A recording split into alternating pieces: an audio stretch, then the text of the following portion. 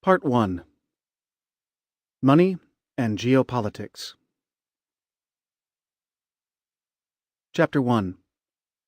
Prophecy. One of our biggest fears is that something happens today, and when we do the autopsy we find that 2 weeks ago we had it, but we didn't know because it was buried in something else that wasn't getting processed. B. Buzzy Krongard, CIA Executive Director, September 1st, 2001. The unconditional evidence supports the proposition that there was unusual trading in the option markets leading up to September 11th, which is consistent with the terrorists or their associates having traded on advanced knowledge of the impending attacks. Alan M. Pateshman, University of Illinois at Urbana-Champaign, 2006. Never believe anything until it has been officially denied. Claude Cockburn, British journalist. Trading in plain sight. No one trades alone. An axiom of financial markets, this truism means that every trade leaves transaction records there to be seen. If one knows where to look and how to examine the history and data, much can be learned not only about quotidian sales of stock by the obvious players, large and small, but about more troubling truths and trends. The market evidence surrounding 9/11, most of which is little understood by the public, is a case in point. The secure meeting rooms at the CIA's Langley headquarters, windowless, quiet, and cramped, are called vaults by those who use them. On September 26, 2003, John Mulherin and I were seated side by side in the fourth-floor vault in the headquarters complex. Mulherin was one of the most legendary stock traders in Wall Street history. I was responsible for modeling terrorist trading for the CIA, part of a broad inquiry into stock trading on advanced knowledge of the 9/11 attacks. I looked in his eyes and asked if he believed there was insider trading in American airline stock immediately prior to 9/11. His answer was chilling. It was the most blatant case of insider trading I've ever seen.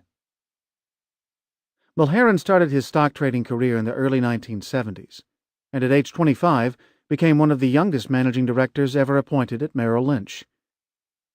He was found guilty of insider trading in 1990 as part of the trading scandals of the 1980s, but the verdict was overturned on appeal. His conviction was based on testimony provided by Ivan Boesky, himself a notorious insider trader.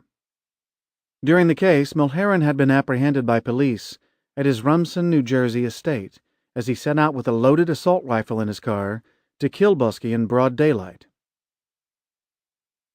Mulherin was expert in options trading and the mathematical connections between the prices of options and the prices of the underlying stocks on which the options were written.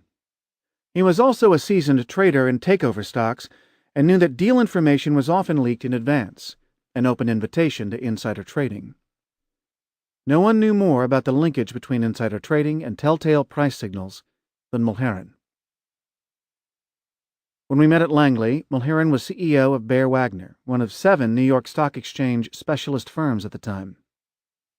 Recently, specialist firms have faded in importance, but on 9/11 they were the most important link between buyers and sellers.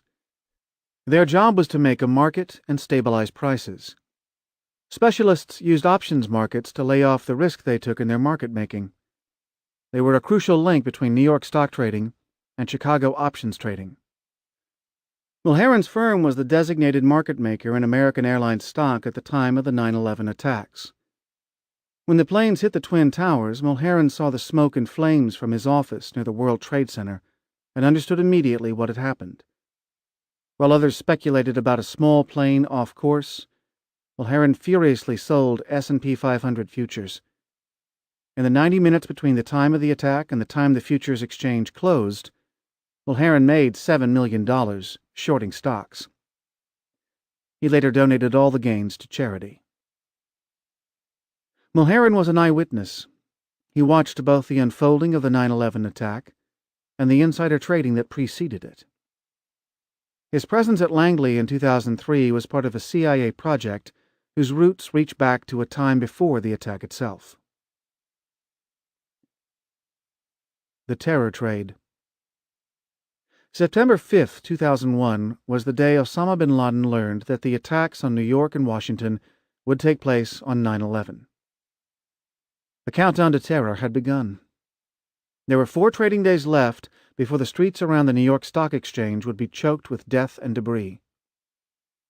Terrorist traders with inside information on the attack had only those few days to execute strategies to profit from the terror.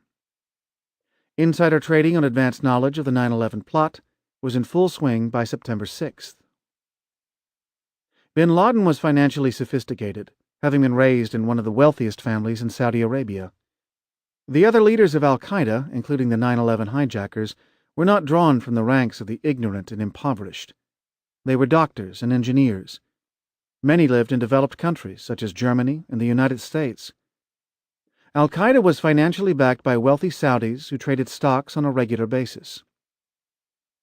Al-Qaeda's familiarity with the workings of the New York Stock Exchange is well known. In an interview with a Pakistani journalist just weeks after the 9/11 attacks, bin Laden made the following comments, which show how closely he drew the connection between terror and trading. I say the events that happened on Tuesday, 11th September on New York and Washington, that is truly a great event in all measures. And if the fall of the towers was an event that was huge, then consider the events that followed it. Let us talk about the economic claims which are still continuing. The losses on the Wall Street market reached 16%. They said that this number is a record which has never happened since the opening of the market more than 230 years ago. The gross amount that is traded in that market reaches $4 trillion. So if we multiply 16% with $4 trillion to find out the loss that affected the stocks, it reaches $640 billion of losses from stocks, with Allah's grace. American Airlines and United Airlines, the operators of the 4 flights that were hijacked on 9/11, are public companies whose stock is traded on the New York Stock Exchange. In 2001, American Airlines traded with the ticker symbol AMR, and United Airlines with the ticker UAL.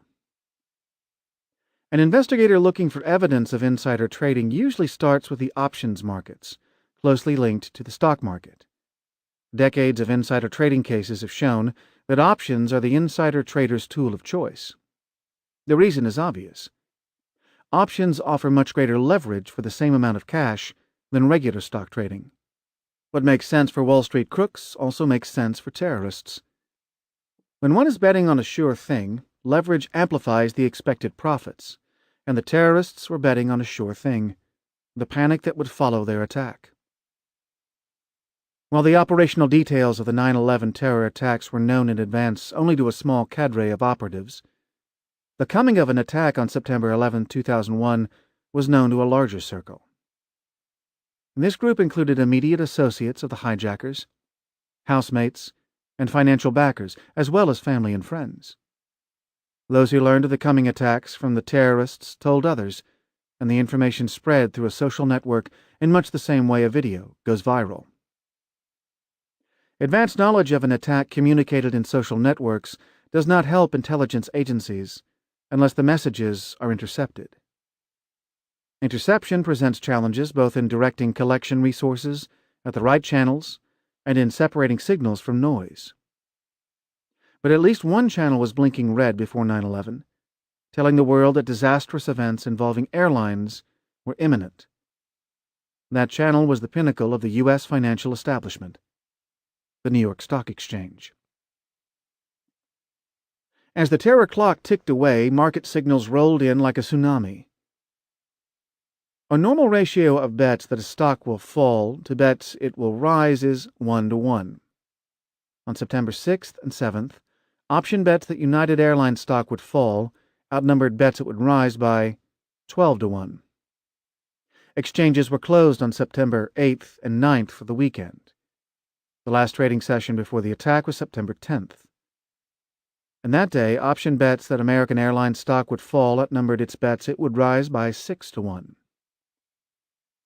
On September 11, 2001, United Airlines and American Airlines flights struck the World Trade Center and Pentagon.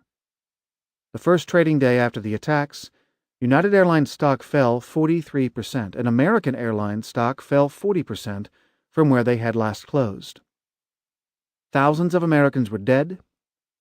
The options traders had made millions. One-sided trading, involving more bearish than bullish bets of the kind seen just prior to 9/11, would not be unusual if there were negative news about the stocks. But there was no news on airlines on those days. The stocks of other major airlines, such as Southwest and U.S. Airways, did not exhibit the massively bearish trading that affected American and United. All that appeared was a huge one-way bet on a decline in the stock prices of American and United Airlines in the last 4 trading days before 9/11. Seasoned traders and sophisticated computer programs recognize this pattern for what it is: insider trading in advance of adverse news. Only the terrorists themselves and their social network knew that the news would be the most deadly terrorist attack in U.S. history. The trading records are not the only evidence of a terrorist connection to insider trading in advance of the attacks. Notwithstanding such evidence, the official 9/11 Commission concluded, exhaustive investigations by the Securities and Exchange Commission, FBI, and other agencies have uncovered no evidence that anyone with advanced knowledge of the attacks profited through securities transactions. This language used by the 9/11 Commission report is a lawyer's dodge. Saying that agencies uncover no evidence does not mean there is no evidence, merely that they failed to find it. The conclusion that no one profited does not mean that transactions did not take place, merely that the profits could not be ascertained. Perhaps the perpetrators failed to collect their winnings, like a bank robber who drops a satchel of stolen cash in flight. The inside terrorist traders may not have known the exchange would be closed for days after the attack, making it impossible to settle trades and collect winnings. Despite the official denial, proof of the terrorist trading connection is found through a deeper dive into the world of forensics and the phenomenon of signal amplification. The unusual options trading in advance of 9/11 has been closely studied by academics. The literature, most of it published after the 9/11 Commission completed its work, is emphatically of the view that the pre-9/11 options trading was based on insider information. The leading academic study of terrorist insider trading connected to 9/11 was done over 4 years, from 2002 to 2006, by Alan M. Peteshman, then at the University of Illinois at Urbana-Champaign. His conclusions were published by the University of Chicago in 2006. These conclusions were based on strong statistical techniques. This is like using DNA to prove a crime when there was no eyewitness. In murder cases, prosecutors compare a defendant's DNA to samples found at the crime scene. A DNA match might implicate a defendant in error, but the chance is so slight, so exceedingly remote, that juries routinely convict. Certain statistical correlations are so strong that the obvious conclusion must be drawn despite a microscopic chance of error.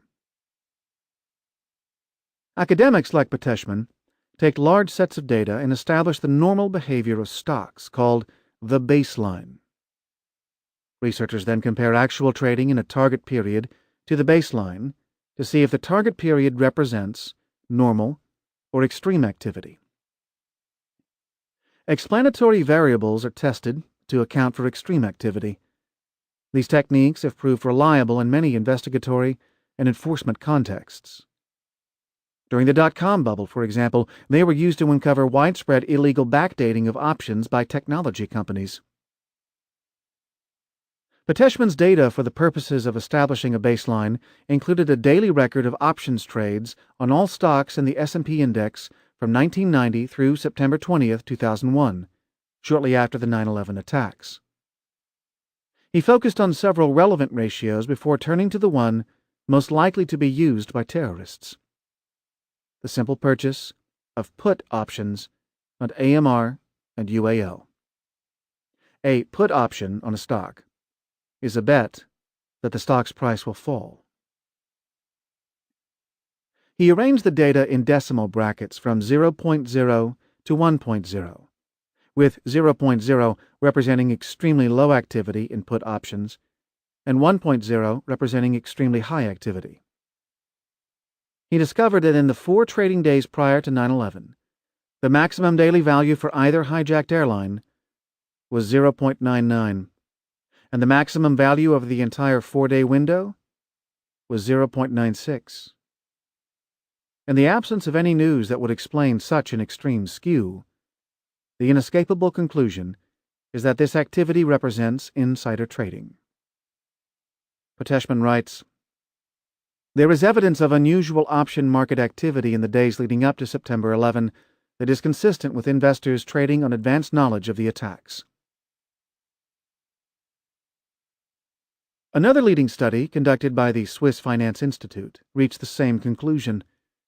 This study covered the period 1996 to 2009 and analyzed over 9.6 million options trades in 31 selected companies, including American Airlines.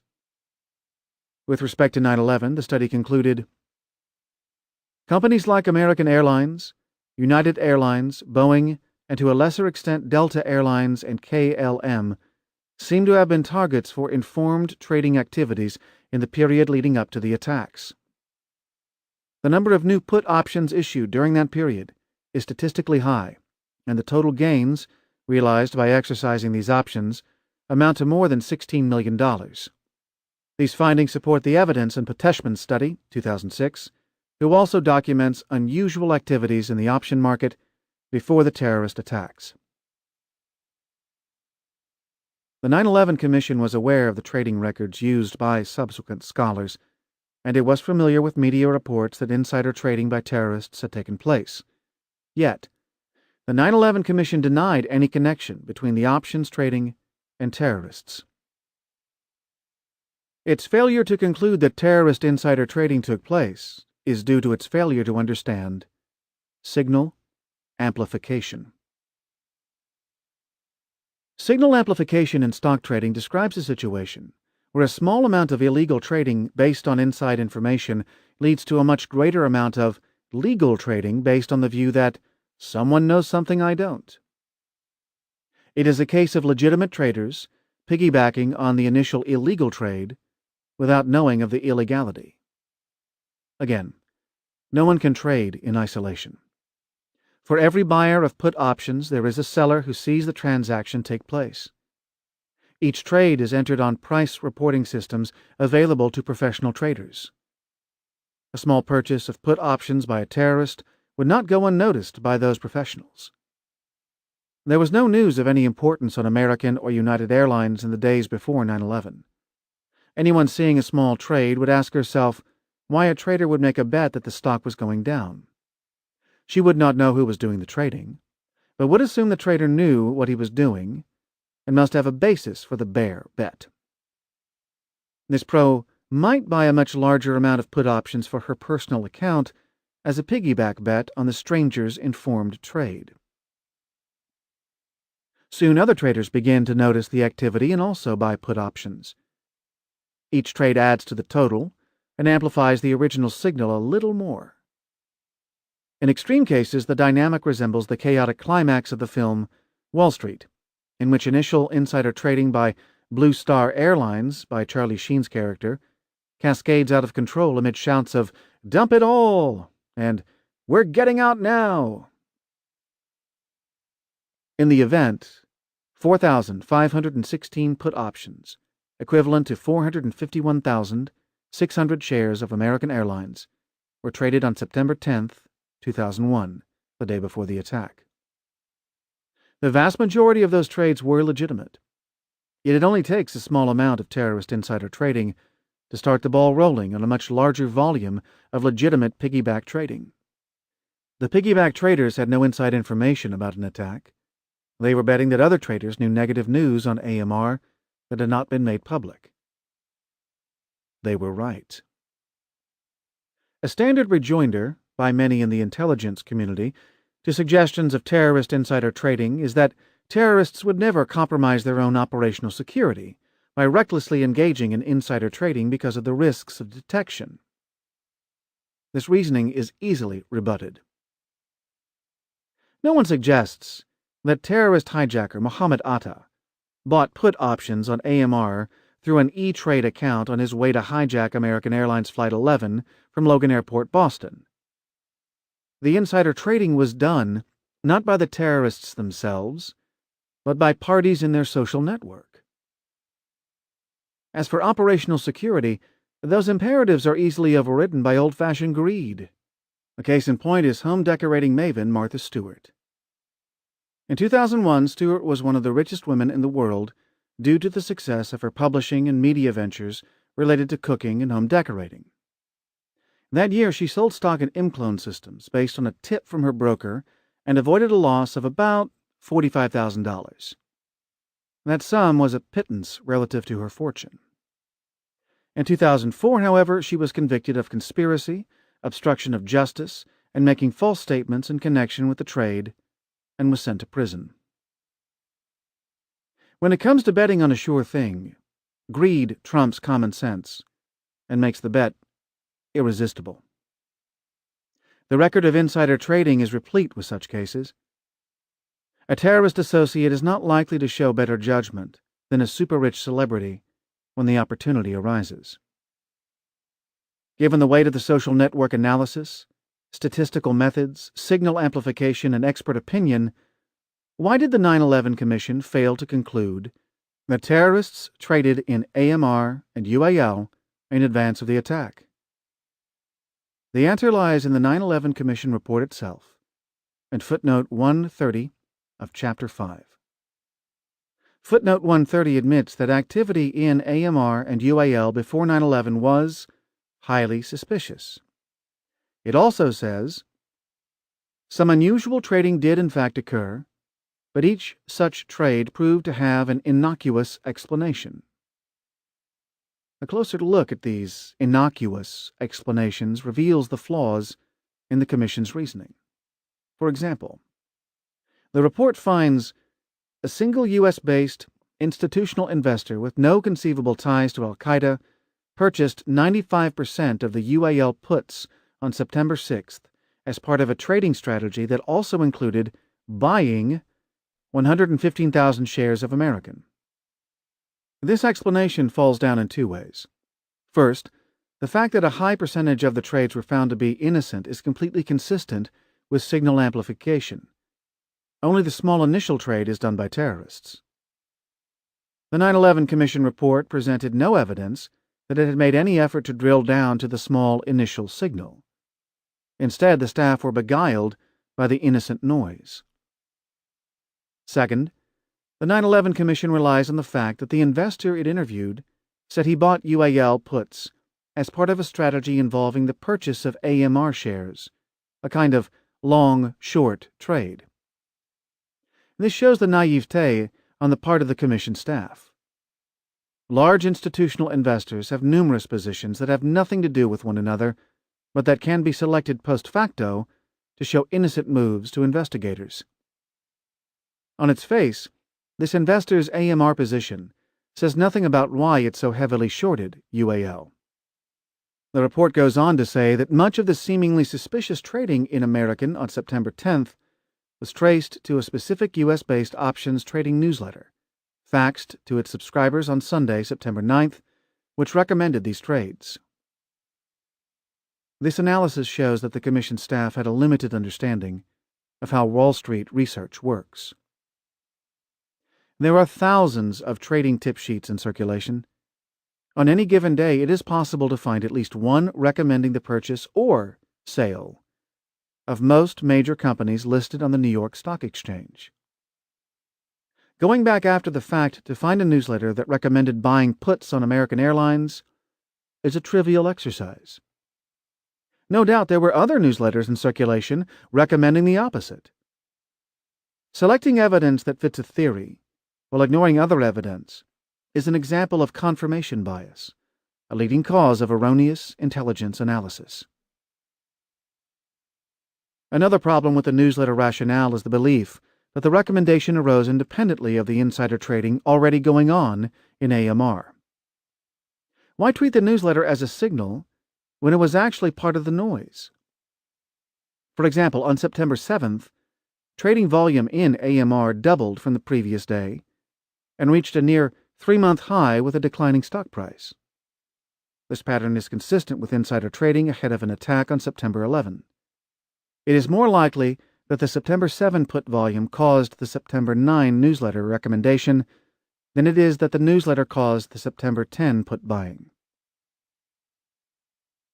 The more likely explanation is that the entire sequence, from September 6th through the 10th, was a signal amplification caused by a small initial insider trade. To isolate a single event like the newsletter and give it explanatory power without reference to prior events is poor forensic technique. It is better to take a step back and look at the big picture to separate signal from noise.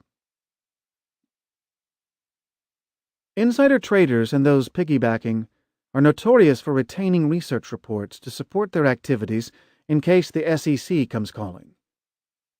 SEC after-the-fact inquiries are routine whenever the SEC identifies suspicious trading related to a market-moving event. Waiving a research report at SEC investigators is a standard technique to make them go away. Stock trading criminals have gone so far as to prepare their own research reports for the sole purpose of having a cover story in case their insider trading is ever questioned. Given this well-known technique for foiling investigations, it is unfortunate that the 9/11 Commission report gave weight to a single newsletter. Viewed through the lens of signal amplification, the 9/11 Commission's large buyer theory and the newsletter theory contained in footnote 130 are more consistent with terrorist trading than a refutation. Moreover, these theories never address the put buying in United Airlines of September 7th and the other suspicious trades. It is important to dissociate this insider trading analysis from the so-called 9/11 Truth Movement, a collective name for groups and individuals who assert conspiracy theories related to the 9/11 attacks. Many of these theorists claim that agencies and officials of the U.S. government were involved in planning the attacks and that the Twin Towers collapsed from pre-positioned explosives and not from the impact of the hijacked planes. This nonsense is a disservice to the memory of those killed or injured in the attack and in subsequent military responses. The hard evidence that the attacks were planned and executed by al-Qaeda is irrefutable. The 9/11 Commission report is a monumental and excellent summary, a brilliant work of history despite the inevitable flaws that arise in such a wide-ranging effort. Furthermore, there is nothing inconsistent between the widely accepted narrative of 9/11 and terrorist insider trading. Given the magnitude of the attack and the imperatives of human nature, such trading should have been expected. The statistical, behavioral, and anecdotal evidence for insider trading are overwhelming. Terrorist insider trading was not a U.S. government plot, but a simple extension of the main terrorist plot. It was despicable, yet in the end, banal. Small-time terrorist associates could not resist betting on a sure thing, and signal amplification took care of the rest. Still, the signal was not hidden. On trading screens all over the world, evidence of the coming attacks was visible by watching options trading in American and United Airlines. In the chilling words of CIA Director George Tenet, the system was blinking red. Project Prophecy. If the 9/11 Commission was finished with the topic of terrorist insider trading, one government agency was still willing, though initially ill-equipped, to dig deeper. The Central Intelligence Agency had been mobilized before 9/11, based on the volume of reporting that indicated a spectacular attack might be in the works. A body of intelligence concerning reports of unusual trading in airline and other stocks in the days before the attack came to the CIA's attention immediately after 9/11. But it had a problem pursuing those leads because it had almost no expertise in capital markets and options trading. This gap in intelligence capabilities at the time is not surprising. Prior to globalization, capital markets were not part of the national security arena. Markets were mostly local, controlled by national champions in each country. Some banks, such as Citibank, were international, but they conducted traditional lending businesses and were not involved in stock trading. The CIA did not have capital markets expertise because it had not been required during the Cold War. Markets were not part of the battle space. As a result, when reports of possible terrorist insider trading rolled in after 9/11, practically no one at the agency had the experience necessary to evaluate how it might have occurred and its implications for national security. Fortunately, one senior intelligence analyst understood the implications quite well. Randy Taus lives quietly in the upscale Washington, D.C. suburb of McLean, Virginia, not far from CIA headquarters. He retired from the CIA in 2008 after a 37-year career, mostly in the agency's Directorate of Intelligence, the analytic branch. He's a brilliant physicist and mathematician who won numerous medals from the agency for his technical and deductive work. Although most of his work involved complex weapon systems, he won fame, both inside and outside the agency, for his role in solving the mystery of the 1996 mid-air explosion of TWA Flight 800. Taus had another avocation, one not required in his day job, but to which he applied the same passion and showed while working with weapons and technology. He was an avid stock and options trader who had used his mathematics skills to look for small anomalies in options prices that could be traded to advance his personal accounts.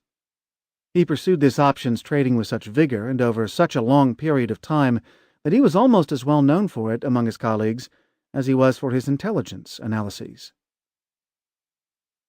When the story of insider trading surfaced in the aftermath of 9/11, it was no surprise that Taus's name came to the attention of CIA senior management. In October 2001, just weeks after the attack, the CIA's Office of Terrorism Analysis asked Taus to serve as director of a project to consider whether terrorists might use advanced knowledge of their actions to profit in financial markets, and whether the intelligence community could identify such efforts and possibly thwart the attack. Thus began one of the longest and most unusual analytic projects in CIA history.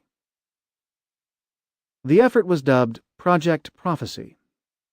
By the time the project wound down in 2004, almost 200 finance professionals, including stock exchange executives, hedge fund managers, Nobel Prize winners, and floor traders, along with technologists and systems analysts, would be tapped to contribute their time and effort. Taus led a massive undertaking that simultaneously modeled the mind of the terrorist and the mind of the Wall Street trader. He found that the two domains had more than a few things in common. Project Prophecy was formally launched in April 2002, and the core team assembled by the end of May. The first task was to create a threat board of potential targets for terrorist attacks and link those targets to publicly traded stocks that might provide advance warning through unusual price activity.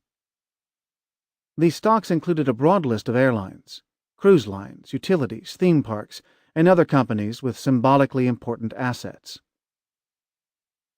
By early 2003, the Prophecy team led by Taus had reached out to Wall Street and other government agencies and assembled teams to participate in targeted panels to flesh out the practical details of Taus's theory. It was widely assumed that terrorists would strike again in some spectacular way. Would there be information leakage? Would a terrorist associate engage in insider trading? Could this trading be detected so as to identify the trader and his target? And would there be time to react and stop the attack? These were the problems Prophecy set out to solve. My involvement with Project Prophecy began at the mountaintop Kaiser estate on the island of St. Croix, a site exotic enough to make the final cut of a James Bond film. The estate is a complex of 3 mansions connected by private roads on Recovery Hill, overlooking the town of Christiansted on the north shore of the island. The centerpiece of the complex is the White House, a sprawling, multi-tiered, bleach-white international-style home with a large outdoor pool trimmed with the obligatory steel post and Kevlar tenting, reminiscent of the Denver airport. I was there in the winter of 2003 for a private gathering of top financiers from the institutional, hedge fund, and private equity worlds to discuss the next big thing in alternative investing, a project to blend hedge fund and private equity strategies to optimize risk-adjusted returns. As typically happens at such gatherings, there was downtime for drinks and getting to know the other guests. During one such break, I chatted with the head of one of the largest institutional portfolios in the world. He asked me about my career, and I recounted my early days at Citibank on assignment in Karachi. That had been in the 1980s, not long after the Shah of Iran had been deposed in the Iranian Revolution. Grand Ayatollah Khomeini became supreme leader and declared Iran to be an Islamic republic, guided by principles of Sharia and Islamic law. This shift in Iranian governance placed pressure on Pakistan to burnish its own Islamic credentials. Pakistani President Zia-ul-Haq issued religious ordinances, including one that prohibited banks from charging interest on loans, something forbidden by Sharia. Citibank had major operations in Pakistan. The idea of running the bank there without charging interest came as a shock to management. I was assigned to become expert in Sharia and assist in the conversion of Citibank's operations from Western banking to Islamic banking. I arrived in Karachi in February 1982 and went to work. Citibank's country head, Shawkat Aziz, later Prime Minister of Pakistan, would occasionally pick me up at my hotel. In monsoon season, we would barrel through flooded Karachi streets, choked with ubiquitous decorated buses and three-wheeled jitneys, speeding past vendors, spitting bright red betel nuts they chewed for a buzz. As I told these tales to the fund manager, I noticed his face became taut and his stare serious. He motioned me to a corner of the deck away from the other guests. He leaned forward and said sotto voce, "Look, it seems you know a lot about Islamic finance and you know your way around Pakistan." My local knowledge was a little rusty since these things had happened decades before. Still, I replied, "Yeah, I worked hard at that. I know Islamic banking." He leaned in and said, "I'm helping the CIA on a project related to terrorist finance. They don't have much expertise and they're doing some outreach. They've asked me to source whatever talent I can. If someone from the agency contacted you, would you take the call?" I said yes. For those too young to recall 9/11 and the aftermath, it is difficult to describe the mix of anger and patriotic fervor that gripped the nation, especially in the New York area, where many people lost friends or family members or knew someone who did. We all asked ourselves how we could help. The only advice we got from Washington was, "Get down to Disney World, take your families and enjoy life." Here was the chance for me to do more than go shopping. A few days later, the phone rang in my New York office. The caller introduced himself as part of the CIA's Office of Transnational Issues in the Directorate of Intelligence. He asked if I would be willing to join a team looking at aspects of terrorist finance, specifically insider trading ahead of major terrorist attacks. He would send me a letter outlining the scope of the project. I agreed. The letter was soon received, and by the early summer of 2003, I was on my way to CIA headquarters to meet the rest of the Project Prophecy team. Joining a project in midstream is never easy, because the rhythm and culture of the team is already established. But I fit right in because I had been on Wall Street longer than many of the volunteers and had more international experience than all but a few. Within months, I became a co-project manager under Taus's direction. My first contribution was to point out that the CIA's objective was already being pursued every day by hedge funds, but for a different reason. The CIA was trying to spot terrorist traders, while hedge funds were trying to spot unannounced takeovers. But the big data techniques applied to trading patterns were the same. Spotting suspicious trading is a three-step process. Step 1 is to establish a baseline for normal trading using metrics like volatility, average daily volume, put-call ratios, short interest, and momentum. Step 2 is to monitor trading and spot anomalies relative to the baseline. Step 3 is to see if there is any public information to explain the move. If a stock spikes because Warren Buffett bought a large position, that's not an anomaly. That's to be expected. The intriguing case is when a stock spikes on no news. The logical inference is that someone knows something you don't. A hedge fund might not care about the origin of the hidden information. They can just piggyback on the trade. For the CIA, the observation became a clue, and the stakes were higher. Like any development project, Prophecy had its geek squad of programmers and systems administrators to design protocols for security, interconnectivity, and user interface. The team combined the joy of a Silicon Valley garage startup with the can-do culture of the CIA in a unique effort to preempt terrorism using the same information that viewers see every day on Bloomberg TV. The climax of Project Prophecy was a red team exercise in September 2003. Red teaming is a classic way of testing hypotheses and models by recruiting a group of experts as the enemy, then asking them to role-play scenarios designed to expose flaws in the original assumptions. Our red team membership was like a Pro Bowl squad, with all-star traders from the biggest banks, hedge funds, and institutional investors in the world, along with some noted academics. In addition to John Mulherin, the team included Steve Levitt, a professor at the University of Chicago and an author of Freakonomics, Dave Davos Nolan, a hedge fund billionaire, and senior figures from Morgan Stanley, Deutsche Bank, and Goldman Sachs. In the somber days after 9/11, it was inspiring to see the private sector respond to requests for help.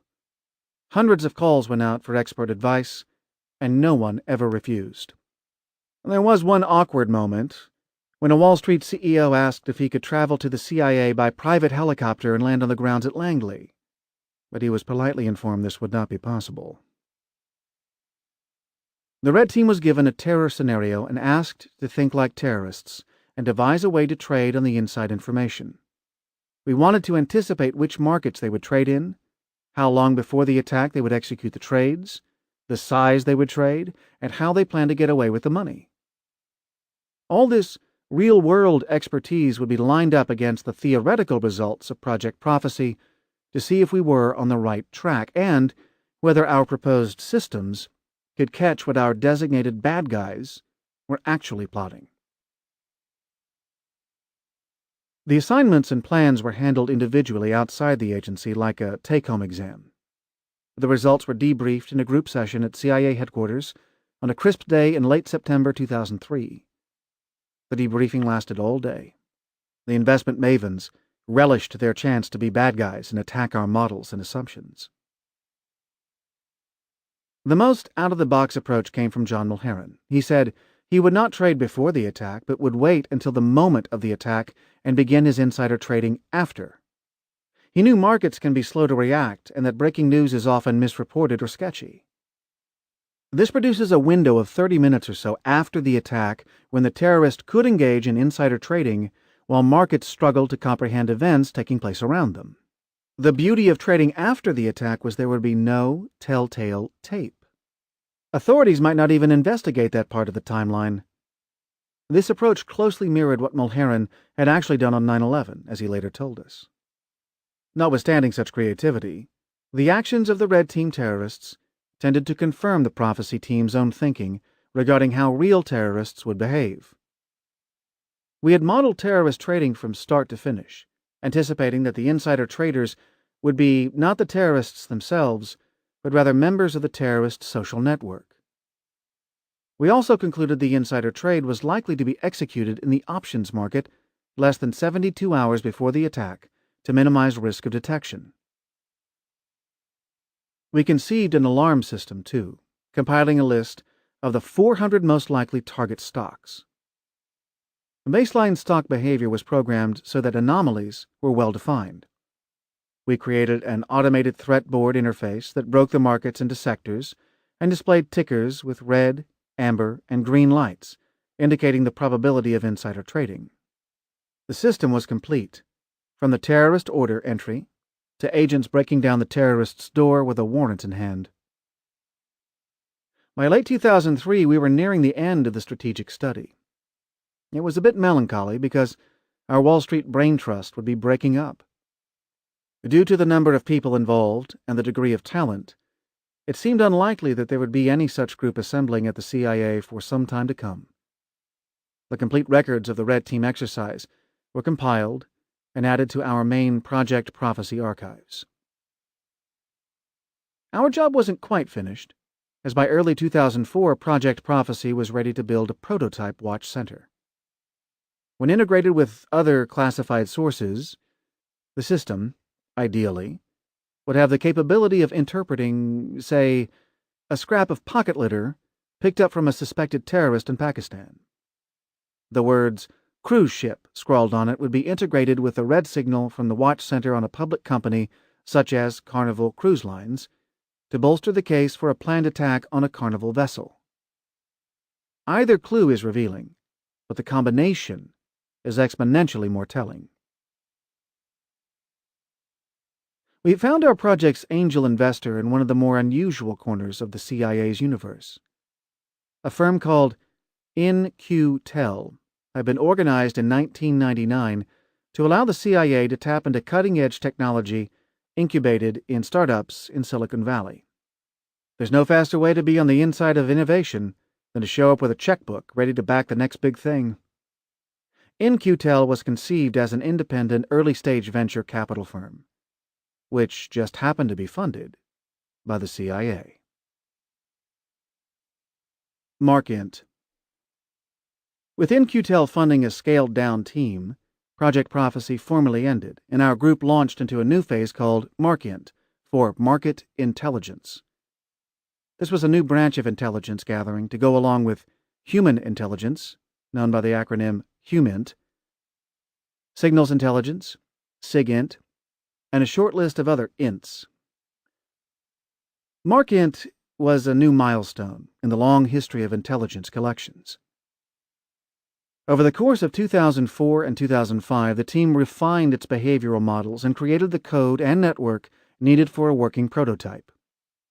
In addition to the CIA's Randy Taus, our partners were Lenny Raymond, a visionary technologist, and Chris Wray, a brilliant applied mathematician and causal inference theorist. My role was to provide the market expertise, behavioral modeling, and target selection. Chris designed the algorithms and the signal engine. Lenny would weave it all together with a cool user interface. Randy ran the traps inside the agency and made sure we got funding and support. Together, we had our own capital markets skunkworks, after the famous black site in California where highly classified spy planes were designed and built. By early 2006, the system was running, and signals started coming in. The system performed beyond our expectations. We routinely picked up signals that indicated insider trading. These signals were from regular market players. There was nothing yet to indicate that the insider trading was terrorist-related. Our project had no legal enforcement powers, so we simply referred these cases to the SEC and otherwise ignored them. We called this our catch-and-release policy. We were hunting terrorists and would leave ordinary Wall Street crooks to others. On Monday, August 7, 2006, the system flashed red on American Airlines at the open of trading. A red light was a way to spot a signal in a sea of sectors on the threat board. The metrics behind the signal showed this one was extremely powerful, something like an 8.0 earthquake on the Richter scale. A quick scan of the news showed absolutely nothing on American Airlines. There was no reason for the stock to behave the way it was, a sure sign of insider trading on news not yet public. Chris Wray was operating the signal engine that day and sent me an email that said, "There's a possible terrorist-related event today. We did get a red signal on the open in AMR, American Airlines." Chris and I were careful to document and timestamp the signals and analyses in real time. We both knew that if a terror event occurred, it would be not very credible to look at the tape in hindsight and find something suggestive. We wanted to see things in advance and record them to prove the value of the signal engine. As it was, the day came and went, and the day after that, and there was no news of any terrorist threat. The signal started to look like a false positive. On the third day after the signal, Thursday, August 10th, I was writing in my library at 2 a.m., not an unusual hour for me to work. A small television on a bookshelf a few feet from my desk was tuned to CNN with the sound muted. I glanced over and noticed a breaking news scroll across the bottom of the screen, together with images of London bobbies taking suspects into detention and exiting buildings with boxes of documents and computers. The scroll said that a terrorist plot to blow up airplanes was being taken down by New Scotland Yard. I quickly turned up the sound to take in the few details that were available. It was daylight in London, and the takedown of the plane's operation had been proceeding for some time and was now being widely reported. It became apparent that the plot involved transatlantic airlines flying from London to the United States and targeted those with the most American citizens likely to be aboard. American Airlines was a prime target, although apparently a large number of planes had been threatened. I knew Chris was a night owl like me, and despite the hour, I called her at home. She was awake. "Chris," I quickly said, "turn on your TV. You won't believe what's going on." She did, and grasped the significance immediately. A terrorist plot to bomb American Airlines was being broken up less than 72 hours after we had detected the insider trading on AMR shares. Making it all the more spooky, we realized that the plot was unfolding in exactly the time frame that our behavioral modeling had estimated. Of course, our signal had had nothing to do with foiling the plot. British intelligence agencies, MI5 and MI6, with help from the CIA and the ISI, the Pakistani intelligence service, had had the plot under surveillance for months. President Bush was briefed on the plot at his ranch in Crawford, Texas, on August 5th. On August 9th, the plot mastermind, Rashid Rauf, was arrested in Pakistan. Rauf escaped prison in 2007 and was believed killed in a 2008 CIA drone attack, although reports of his death are disputed by some to this day. The terrorists sent an encrypted go signal to commence the operation on August 6th. This message was intercepted by MI6 and relayed to Eliza Manningham Buller, the head of MI5. It was this go signal that led MI5 and New Scotland Yard to commence the arrests we watched on CNN on August 10th. Just as Chris and I did not know of plot details in advance, the plotters did not know they were about to be arrested. Instead, one of the terrorist associates in the London social network woke up on Monday, August 7th, and started the trading in American Airlines that snowballed into the highly unusual pattern that had triggered the red light on our threat board. Someone had been betting on a sure thing, exactly as our behavioral modeling had predicted. The fact that our signal engine had generated a warning, loud and clear and ahead of the UK plane's plot, soon attracted attention from the highest levels of the U.S. intelligence community. On February 2, 2007, I received an email from Randy Taus saying the CIA's executive director, Mike Morell, wanted to see Chris and me to discuss the signal engine and the status of Markint. The meeting would take place on February 14th, which gave us time to prepare the briefing. Morell had been with the CIA since 1980 and had a storied career. He was most famous for having been at George Bush's side during 9/11 as the president hopped around the country in Air Force One, while Dick Cheney, George Tenet, and others manned the command centers in Washington and Langley. Morell was also with President Obama in May 2011, monitoring the operation that killed Osama bin Laden. He twice served as acting director of Central Intelligence, including a stint after the abrupt resignation of David Petraeus in 2012, before retiring from the agency in 2013. At the time of our meeting in 2007, Morell reported to Director Michael Hayden. Other senior intelligence officials had been invited to join our Markint briefing in Morell's office. This would be the highest-ranking audience the project had ever received. Randy's email also noted that someone from the CIA General Counsel's office would attend. There was no doubt that our project had legal issues, including privacy concerns, and full implementation would require coordination with the FBI, since the CIA was not a domestic law enforcement agency. We had spent an enormous amount of time on these issues and knew how sensitive they were. Still, it was not obvious why Morrell wanted his lawyers on hand for a preliminary briefing on a new counter-terrorist system. Morrell's office was capacious by CIA standards, with bright windows, a large desk near the back wall, and a meeting table just inside the door. A ubiquitous feature of Washington offices is framed photographs of the occupant together with powerful figures. Morrell had his, but these were different. Instead of the typical two-shot taken at a name-tag event, Morrell had large, somber black-and-white photos of himself in the Oval Office with the president, leaning over documents in intense discussion, possibly taken during the president's daily brief, in which the most sensitive and highly classified information in the world is imparted. If these were meant to impress the visitor, they worked. Chris, Randy, and I took our seats at the meeting table. The other senior officials were already there, and Morrell got up from his desk to join the group. The atmosphere was cordial but businesslike, even intense. Chris and Randy briefed the group on the history of Project Prophecy and the signal engine capabilities. As the only lawyer on the Mark Int team, my job was to summarize the legal authority for our efforts and the privacy safeguards in place.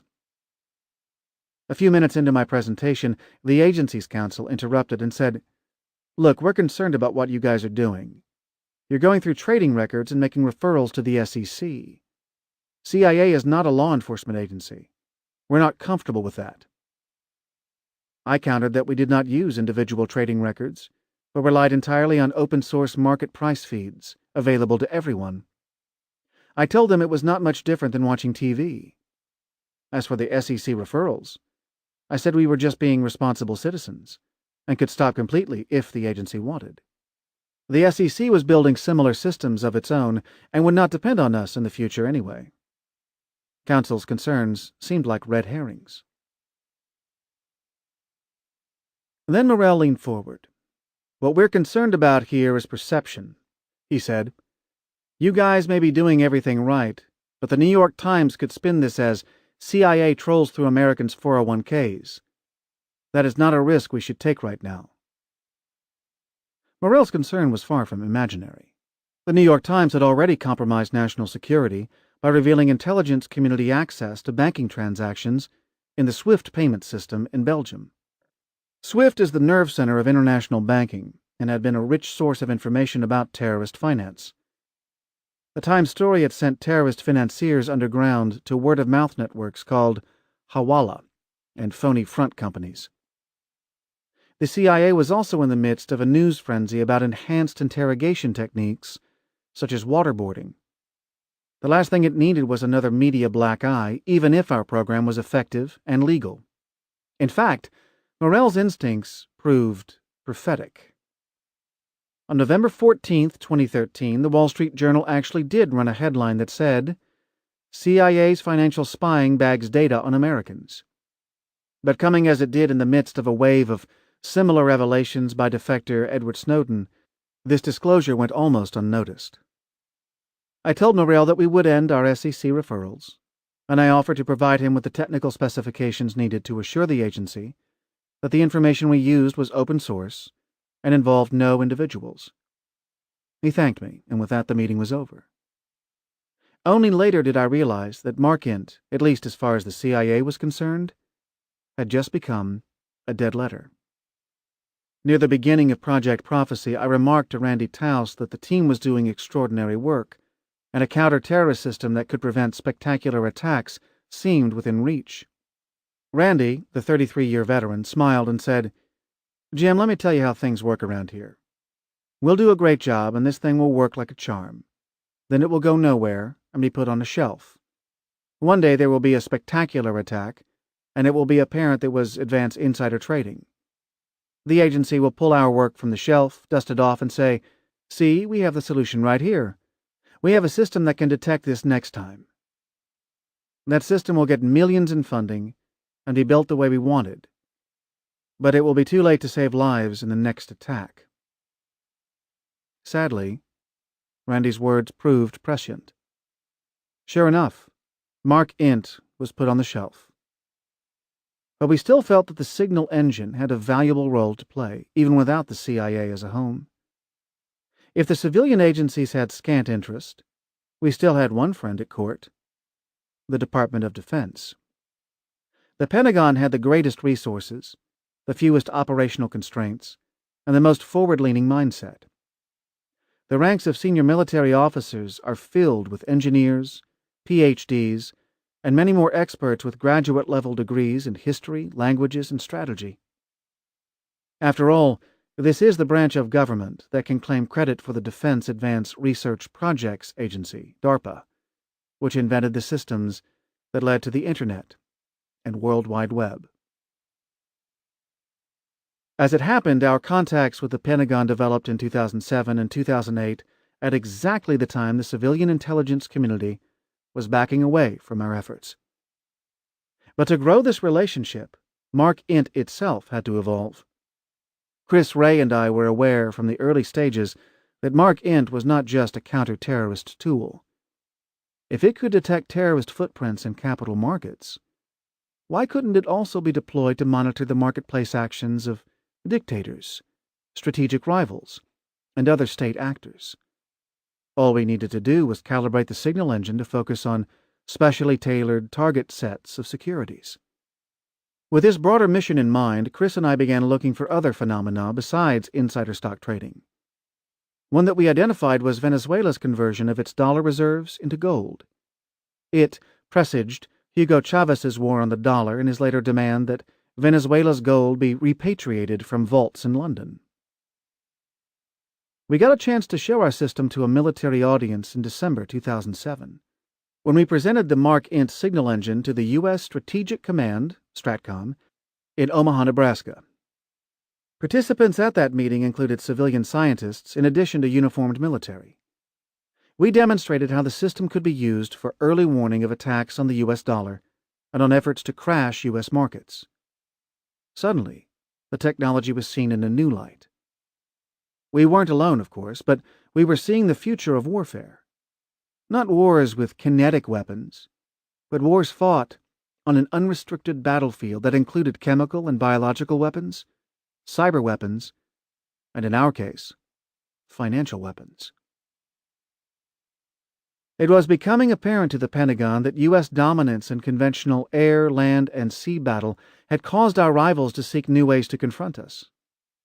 Future wars would be fought in an expanded battle space that included stocks, bonds, currencies, commodities, and derivatives. Our signal engine was the perfect early warning device. Remember the truism, no one trades alone. For every buyer, there is a seller. If one side of a trade is a threat to national security, it leaves a trace that the enemy did not intend. The enemy trader is like a fish swimming in the water. It leaves ripples. Even if the fish is invisible, the ripples can be seen, and the presence of the fish inferred. The forward thinkers at that meeting in Omaha recognized that our signal engine could detect the ripples, that we had devised the perfect early warning device. Mark Int would have a future after all. It would be not the narrow counter-terrorist tool we had set out to create, but rather a broad-based system, a sort of radar for the marketplace that was designed to detect incoming financial threats. Mark Int had grown up. Our team and technology had now entered the new, larger arena of financial war.